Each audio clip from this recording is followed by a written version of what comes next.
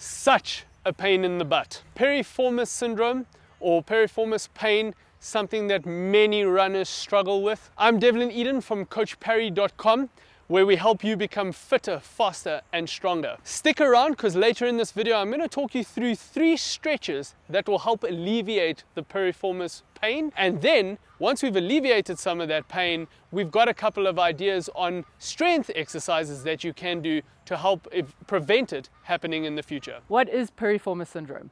The piriformis is a muscle in your glutes, in your hip structure, which really plays a massive role in your walking gait and running gait. Piriformis syndrome is when that muscle becomes so tight that it compresses the sciatic nerve and creates a lot of pain. Now that we know what it is, what causes piriformis syndrome? So there are 2 main things that cause piriformis syndrome. The one is that some people have an anatomy where the sciatic nerve actually runs through the piriformis, and if the piriformis gets irritated, you then start getting referred pain. For the most part though, the major cause of piriformis syndrome is having really tight, inflexible, immobile hips, and coupled with the fact that we spend a lot of our day sitting, and we sit with really poor posture. So if you're sitting with a very rounded spine, that causes the glutes to switch off. So you want to improve your posture, you want to avoid sitting for very long periods of time, and you want to try and maintain good hip flexibility and mobility. Why is piriformis syndrome so prevalent in runners? The main reason is that your glutes are so important in stabilizing the pelvis, but also in creating that hip drive every time you step. And so that little muscle, it's a really little muscle, has to work over time. And so while it's working constantly, it's getting tighter and tighter and tighter. And if it's weak, it gets even tighter because it's not able to contract in the right sort of way. And then eventually you get to the point where a weak and a very tight muscle is not a productive muscle at all. And then that's going to cause that compression around the sciatic nerve, which is just going to essentially lead to the piriformis syndrome. Now that we know what piriformis syndrome is, what causes it, as I mentioned earlier, there are 3 key stretches that we have for you that I would recommend you do to help alleviate that piriformis pain. The first one is a spine rotation.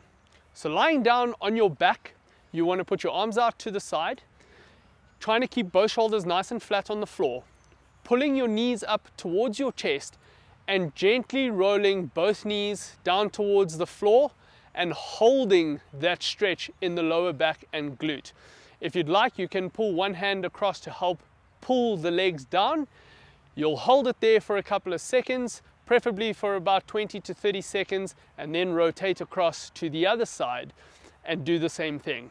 If you feel the need to repeat this, you can repeat this 2 or 3 times as well. The second stretch is a piriformis stretch, often also referred to as a glute stretch.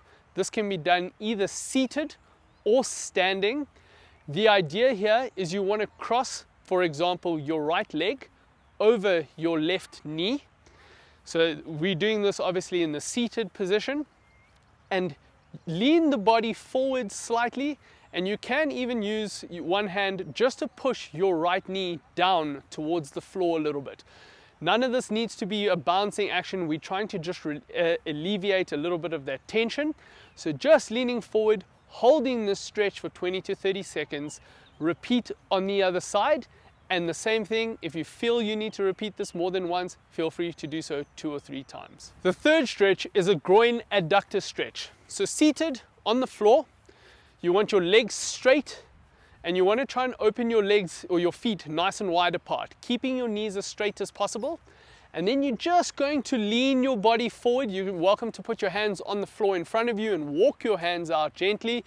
But the goal is to keep those legs as straight as possible and just leaning forward, feeling the groin or the adductors stretching. And again, holding that stretch for 20 to 30 seconds and then releasing. And this one you can definitely repeat 2 to 3 times. So now, how do we stop piriformis syndrome from coming back? And the number one key here is to have that muscle not in a tight sort of state, but to strengthen that muscle so that a weak muscle just doesn't get tight again. So we have to do some specific glute strength work in order to strengthen that muscle. Couple of things you can do if you're starting out and you're really new to this. Start with some lying on the floor clams.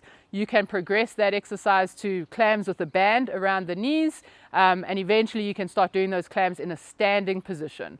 Other exercises that will really help the glutes are band walks. So putting the band firstly around your knees, doing a couple of lateral or forward and backwards walks, progressing that to putting the bands around your ankles, because when you put the band around your ankles as opposed to the knees, you are actually recruiting more of the glute med and the glute min as opposed to just one of the glutes. Okay, so really focusing on doing exercises like that, because when we strengthen that glute, it's going to hold your pelvis in a much more stable position every time you step and you run. All right, so if you struggle from piriformis syndrome and you got any value out of this video, please like the video, subscribe to the channel, and you can click on the link to take you to a free strength plan that we've put together.